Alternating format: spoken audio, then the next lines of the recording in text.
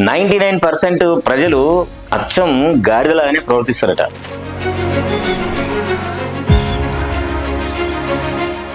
ఆశ్చర్యంగా ఉంది కదా.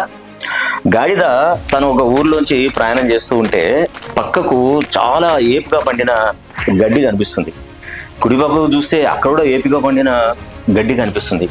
అది అనుకుంటుంది, అబ్బా ఎటు చూసినా గడ్డి ఉంది కదా, తర్వాత తిందాంలే అని అనుకుంటుంది. అని పోయి కొంచెంసేపు విశ్రమిద్దామని ఒక చెట్టు కింద కూర్చుంటుంది. కూర్చొని ఇంత గడ్డి ఉంది కదా, ఇప్పుడు ఎందుకు నేను తినడము, కొంచెం సేపు ఎంత తిందాంలే అట్లా వాయిదా వేస్తూ ఉంటుంది. ఇంతలో ఎండాకాలం వచ్చేస్తుంది. ఎండాకాలం వచ్చేసరికి ఏంది, గడ్డి అంతా వాడిపోతుంది, మొత్తం వెళ్ళిపోతుంది. లేదంటే అప్పుడు బాధపడుతుంది, అరే రే నేను ఉన్నప్పుడే తింటే బాగుండు, నేను అనవసరంగా వాయిదా వేసుకుంటూ వచ్చాను అని అనుకుంటుంది. ఎగ్జాక్ట్లీ మనం కూడా అట్లే చేస్తాం కదా.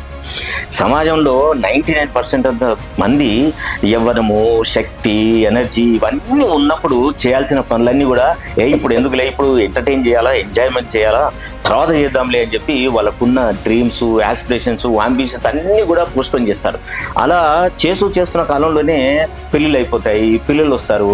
ఇప్పుడు చేద్దాం అనేసరికి మనకు బాధ్యతలు వస్తాయి, అప్పులు వస్తాయి, ఈఎంఐ వస్తాయి, తర్వాత ఏజ్లో ఉన్న తల్లిదండ్రులు మన మీద బాధ్యతగా వస్తారు.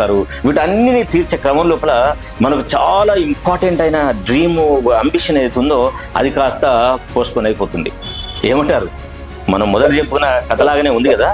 కాబట్టి డియర్ ఫ్రెండ్స్, మీరు కరెక్ట్ ఏజ్లో, ఒక 25 ఏజ్లో ఉన్నప్పుడు, 30 సంవత్సరాల లోపల ఉన్నప్పుడే మీ డ్రీమ్ గురించి, మీ అంబిషన్ గురించి, మీకున్న అన్ని శక్తియుక్తులను ఉపయోగించి మీరు వాటిని రియలైజ్ చేసుకోవడానికి ప్రయత్నం చేయాలి.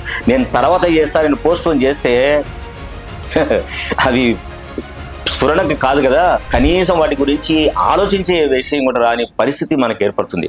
ఏమంటారు?